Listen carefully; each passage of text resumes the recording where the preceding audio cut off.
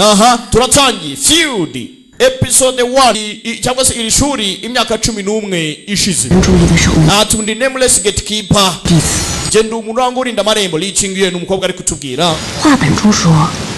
uko dutangiye afite indozo zo kujya kuri mubone banyeshuri. Video hari abantu muhita mugira ubwango ngo video rarangiye oya reka mubanze mwumve itangazo rya muganga agiye kuduha niturangiza dukomezanye na filime yanyu dore irahari tugeze ndakeka muri kubibona kabisa ibintu ni sawa cyane kandi nabwiye ko ntazabatenguha.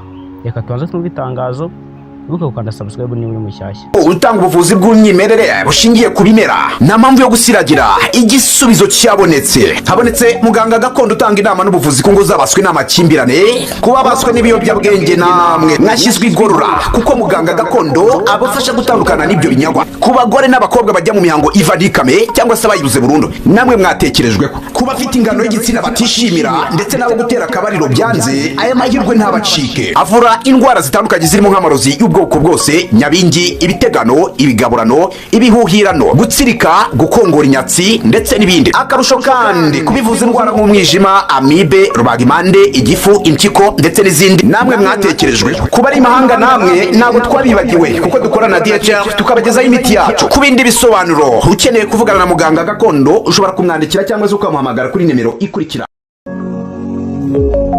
Okay rero so ndakeka nkuko mubaze mubibona hari kuri televiziyo ndakeka mwabibonye iriya ni filime bita Imoto Ascension irahari yose furu kabisa.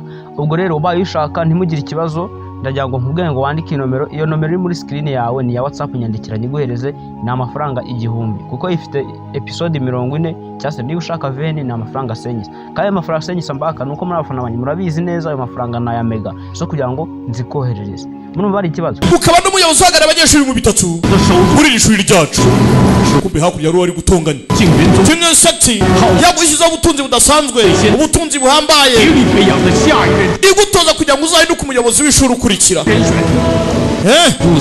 noneho kugira ngo focusinge kuri cultivation yawe. Menge Chun n'umusoro ahangaha Menge Chun niwe barimo barabwira waragiye ukorana n'ubwoko bw'ikibi kweri nta soni ukorana n'abadimoni aturuka muri Yinlian Sector yitwa hano bari ni muri Hongmeng Hall. Uribuka amakosa ya urazirikana umukobwa uranga yitwa Liu Sugwan cyangwa se Suguan na irembo ashema shift yawe yariri uyu munsi ndekera kundeba genda ujya gucunga igipangu jya gucunga amarembo karabaye ikafite kuno barinda ibipangu twabonye barinda amarembo ariko siniya nakuba ituruka muri Felgen yaturutse mu nyubako yaba Wang Yanman ndetse na Niyang Mountain. Uzi Fanga Jiao wariwe 200年前修炼得